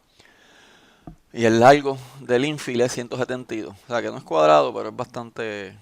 Y el espesor del infill es 6 pulgadas. Así que no puse unidades en esta hoja, pero todo está en pulgadas o en kips. El ángulo el largo diagonal del panel es 212, ¿verdad? Eso con Pitágoras es fácil de sacar. Y el ángulo es 35.8, el ángulo que hace que está inclinado esa diagonal. Así que calculé el parámetro alfa 1, que da ese número con lo que dice en la fórmula. Y calculé el ancho efectivo, también con lo que dice en la fórmula, que da 18.5 pulgadas. También calculé la capacidad cortante de la pared, solamente considerando el hormigón. Este 1.5 sale, obviamente desprecié el acero, asumí que había acero mínimo, eso lo vamos a ver después, pero lo desprecié. Este 1.5 sale de que la fórmula que tiene la C4113 tiene un 6 dividido entre, creo que es M sobre V, y dice que el M sobre V más algo no puede ser mayor de 4. Así que usé 4, que era lo más conservador, y da 1.5. Raíz de F'(C) por un punto 8 que también hay en la fórmula para el área este punto 8 en realidad va acá para el área de pared cortante. Así que con eso nos da 78 kits, ¿verdad? Eso da 78.000 libras, perdón. Que eso es 78 kits. Y la capacidad axial, pues es básicamente la hipotenusa de esta capacidad en cortante, así que el cortante dividido entre el coseno del ángulo de inclinación. Esto es como que dice la capacidad en cortante, pero puesta en la celcha, en el elemento de celcha, que da, en este caso, 96 kips o 97 kips si lo redondeamos. Y que hice todos esos cálculos para poder modelar el modelo en SAP. Así que vamos a abrir el programa.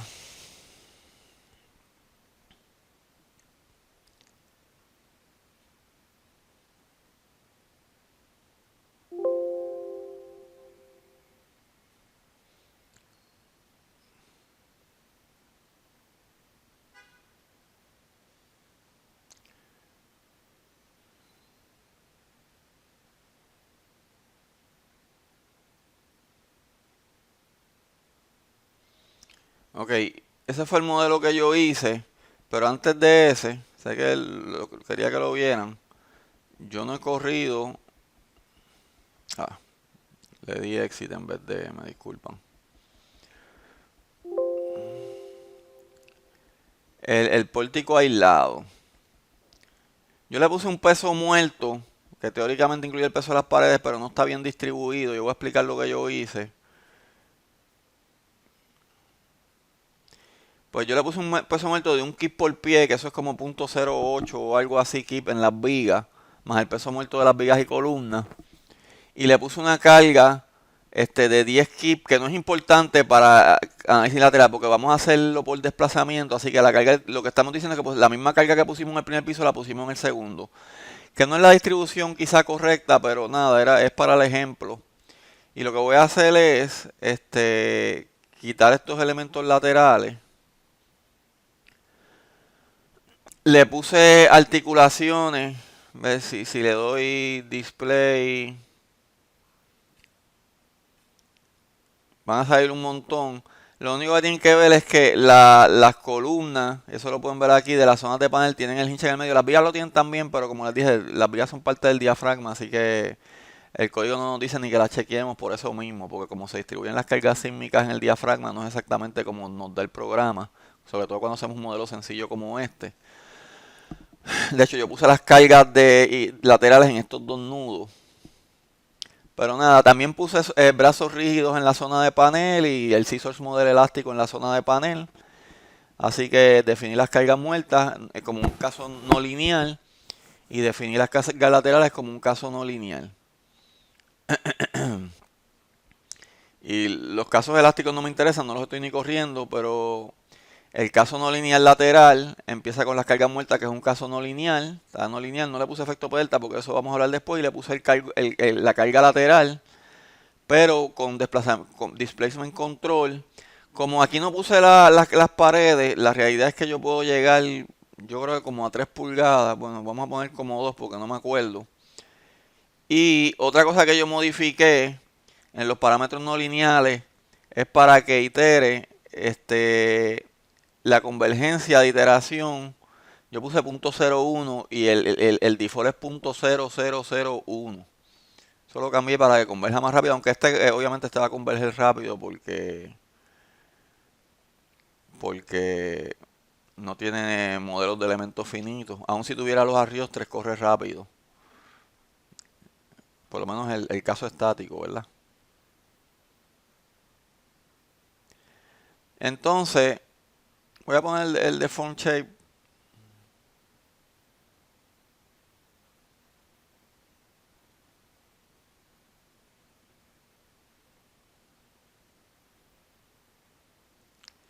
Ahí se forma un piso casi, sí, se formó un piso de Bailey un poco.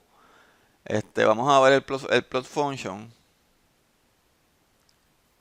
Ya había creado, la junta 3 es la que está en el techo. Y ya yo había creado la función de cortante en la base.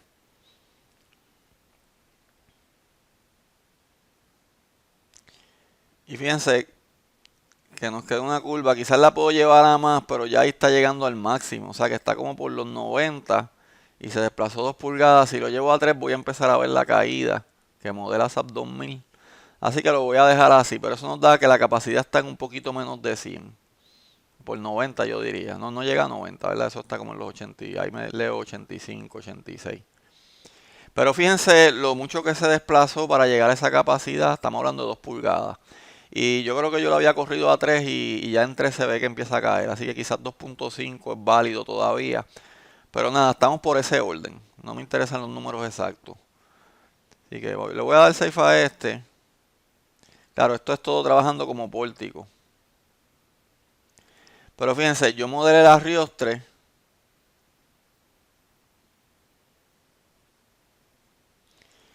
Y lo otro que tuve que añadir, déjenme enseñarles ahora la definición de los hinges. Porque yo tuve que definir 2 hinges axiales porque eso no los crea automático. El de las columnas. Y le dije que use la capacidad de cedencia de las columnas, ¿verdad? Como cedencia. Y que fuera simétrico, lo que quizás no es correcto, ¿verdad? Porque en tensión y en compresión quizás dan diferentes, eso hay que chequearlo. Y inclusive las rigideces en tensión y compresión pues son diferentes, pero yo lo dejé simétrico para efectos de, curiosamente este está en tensión, así que quizás no está exactamente correcto. Y eso es algo que hay que tomar en cuenta, ¿verdad?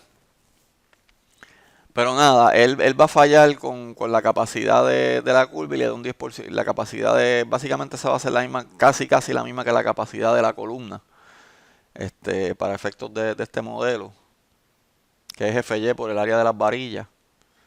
Este, pero nada, y definí ese hinge. El otro hinge que definí fue para los arriostres.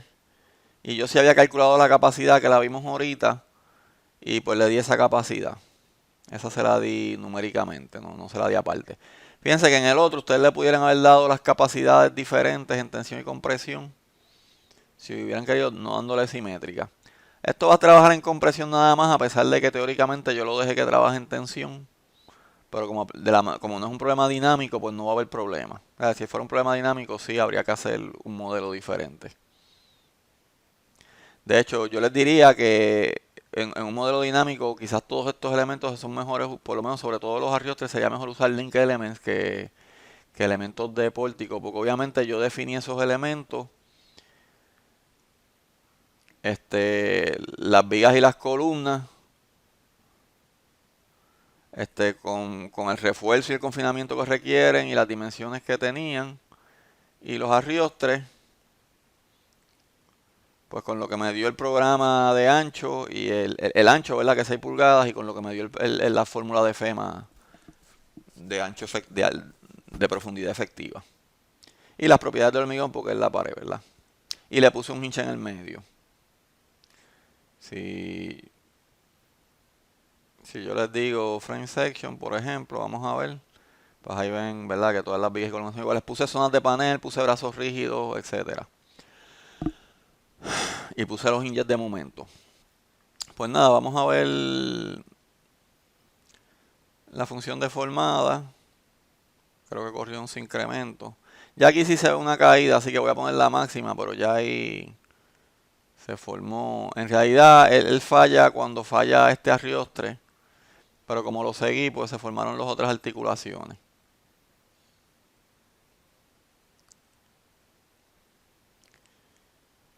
Le di la de Puchover, curiosamente no lo había hecho, y pues salió la curva de Puchover, que debe ser igual a la...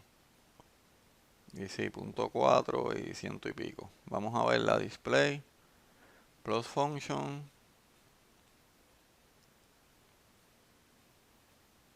Base here.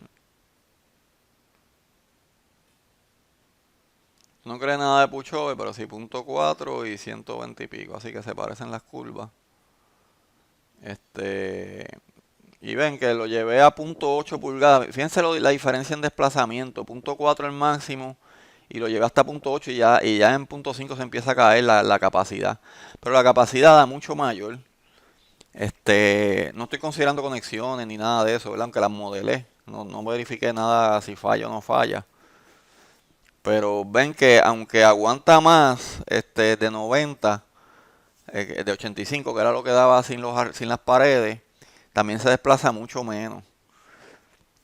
Ahora viene lo interesante, y es que yo usé los modelos que da SAP. Vamos a mirarlos rápido.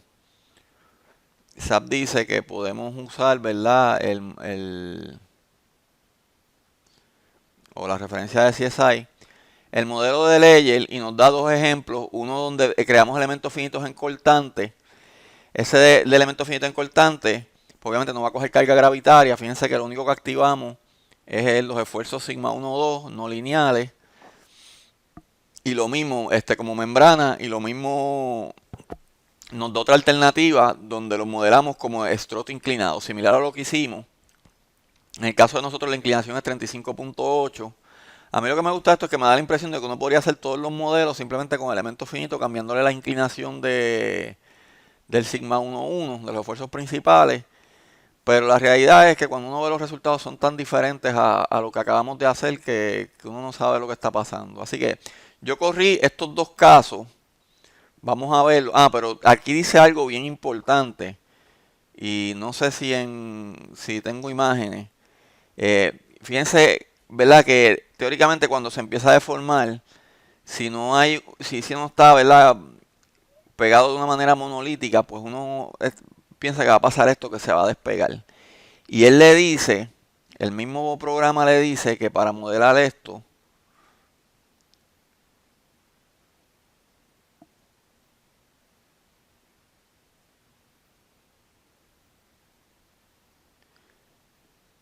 le está diciendo que no hay rigidez horizontal ni vertical en estos modelos, porque lo que interesa es que trabajen como elemento de celcha básicamente o en cortante puro. Así que tampoco va a haber out of plane, resistencia en out of plane, que si nuestra pared no tiene problemas out of plane, pues no hay problema anyway. Eh, ¿Verdad? Si es reforzada. Y básicamente nos dice que los elementos no deben estar mesh. Así que yo traté de hacer eso con elementos discretizados, pero no pude. Por lo menos no estoy diciendo que no se puede, estoy diciendo que yo no pude, ¿verdad? Déjenme buscar uno. Voy a buscar el de Chial. Es exactamente el mismo modelo, pero fíjense que le añadí dos elementos de área y le borré el otro. Y si vamos a los elementos de área, son iguales. Este es el de Chial, pues si ven, yo sé que no se ve, ¿verdad? No le voy a dar zoom, pero es una membrana. Los puntos de integración siempre son uno porque estoy usando membrana. No es que son uno. Ella usa 4 puntos de integración, pero solamente en el centro de la sección. Si ponemos más, que a veces cuando son shell, pues queremos usar dos, por lo menos. Y más si es un shell bastante grueso. Y obviamente va a tardar mucho más. Pues sí, pero entiendan eso, ¿verdad? Que en este caso es una membrana, así que estamos mudando. Como podríamos poner dos, yo lo chequeé y da lo mismo, ¿verdad? Pero este caso, ¿verdad? Fíjense que lo único no lineal es el cortante. Por lo tanto, de 6 pulgadas, por lo tanto, estoy modelando un panel que trabaja en cortante, que es la primera recomendación que nos da la C4113.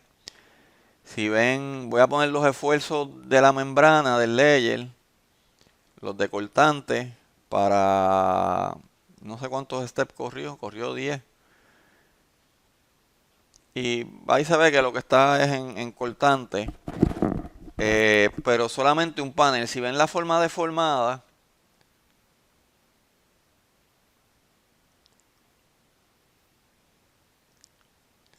ahí se ve que sí, que no conecta. Es un poco tricky porque sí conecta los otros nodos, ¿verdad? Así que, pero no está conectado con las columnas. Así que, y fíjense que ahora falló la columna en tensión. Ahora, el problema es que cuando uno hace estos modelos, este, y esto va a ser similar en todo, vamos a hacer el pushover.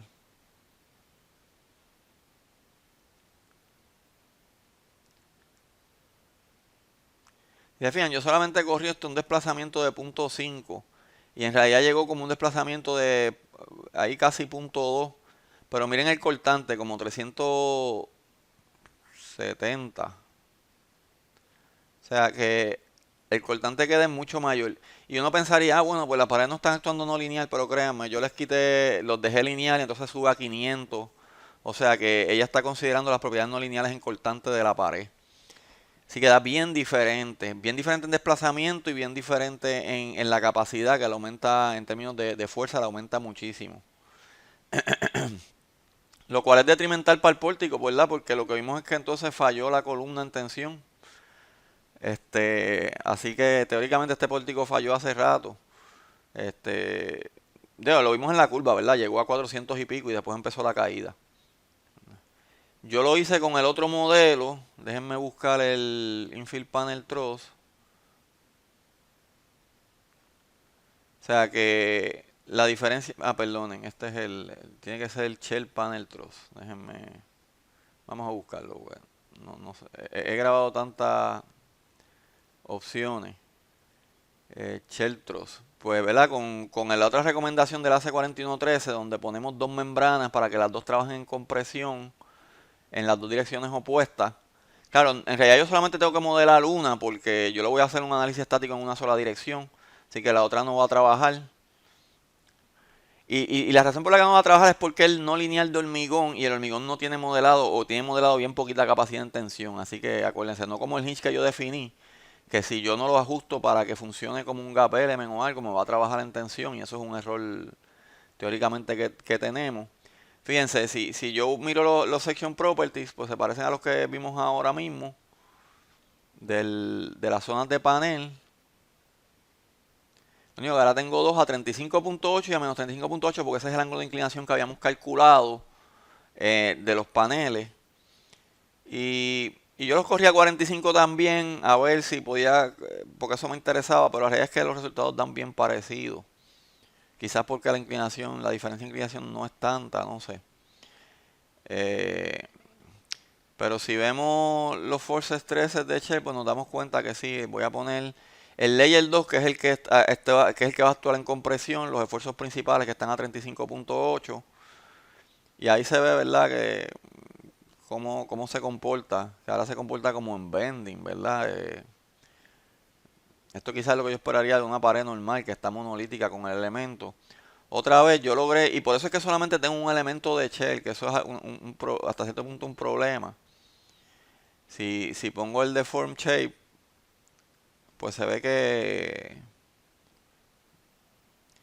están otra vez como independientes. Si pongo el plot function, el pushover, déjame darle el pushover por curiosidad, porque yo no sé tiene nada de pushover, pero ella me reconoce la curva de pushover.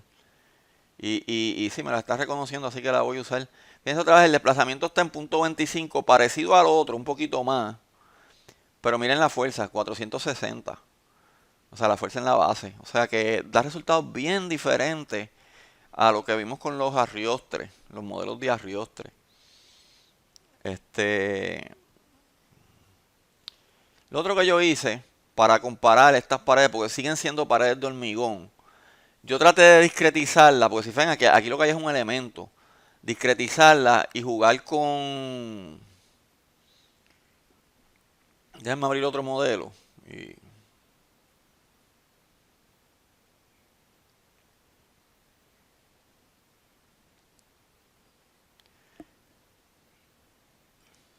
antes de correr yo traté de discretizarla y tratar de correrlo como que solamente están pegados en estos nodos, que otra vez uno sabe, viendo el dibujo, y por eso yo sigo teniendo mis dudas, ¿verdad?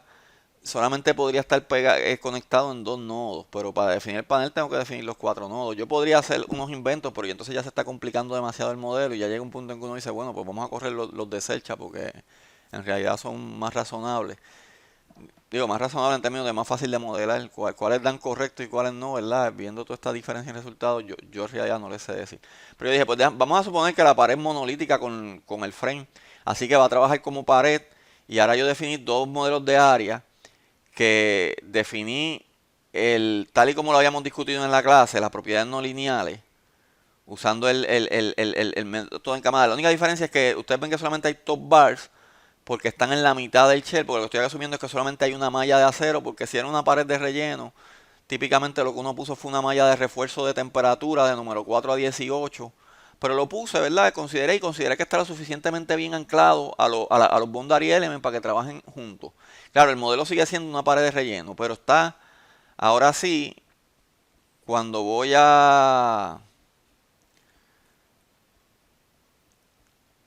y creo que no me va a dejar verlo porque como ya lo corrí, pero cuando voy a los assigns, que voy al área, pues le doy que me, re- ¿verdad? Que coja la malla y la discretice y que haga constraint con todos los edges para que todos se deformen iguales, etcétera.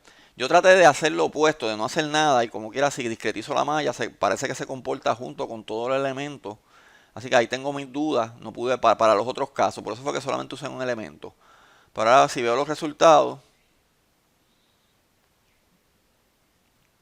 pues ahí tienen la malla, cómo se deforma. Lo interesante es que sigue fallando este elemento en tensión. La tensión es demasiada. Pero claro, ahora esto es un boundary element, o sea que todo esto está tachado, que uno puede cuestionar, ¿verdad? Si es necesario poner esto. Claro, al haberlo puesto, eso va a afectar cómo se comporta. Y si veo la curva de Pushover, pues se parece en términos de desplazamiento a las que usé mallas, ¿verdad? A las mallas de ahorita, pero en términos de fuerza, pues da mucho más, 550, ya que empieza la caída. Y lo más probable que ahí fue que se formó este hinge, que si yo lo quito, entonces quizás la capacidad sigue aumentando y después es que ocurre la caída. Así que sí, los elementos de pared de infill están haciendo algo, pero la realidad es que dan resultados demasiado diferentes a los de Arioste. Sí, con una alternativa es correr, yo no me atrevo a decir todos los modelos, ¿verdad? Pero FEMA no, hace 4113 nos va a hacer correr varios casos de Arioste, asegurarnos que cumplen. La ventaja, por lo que a mí me encanta, me gusta mucho más el modelo de Sabes, porque uno puede modelar el efecto de pared corta. Si uno lo quisiera modelar, no que uno lo quiere usar en la vida real, uno quiere aislarla si tiene efectos de pared corta, pero teóricamente uno podría modelarlo si uno quisiera, ¿verdad? Estudiar, hacer un research. ¿Cuál modelo en realidad es mejor? Pues como les dije, yo en realidad no tengo experiencia en esto para decirle. Este, pero lo que vi de este modelo de pared, si mi pared se comporta como un elemento finito, es que se parece bastante a los modelos de SAP donde solamente consideran la pared como un infill. Así que yo no me atrevo a decir que esos modelos están malos porque simplemente me dan mucha más capacidad. Yo lo que haría sería tener mucho cuidado cuando haga mi rehabilitación. Quizás modelar todas las opciones, como quien dice, y asegurarme que en todas los comportamientos cumple. Claro, para AC4113 lo único que tenemos que hacer son los modelos de Ariotres y si entendemos que todos los modelos, que en este caso yo entiendo que hay que analizar como tres por lo menos, cumplen, pues podemos decir que cumplen. Algo que les quiero decir, ¿verdad? Que antes de terminar, es que cuando hacen los excéntricos, por lo menos esto es mi opinión, otra vez yo no soy un experto en esto, parte de hacer los excéntricos es cotejar.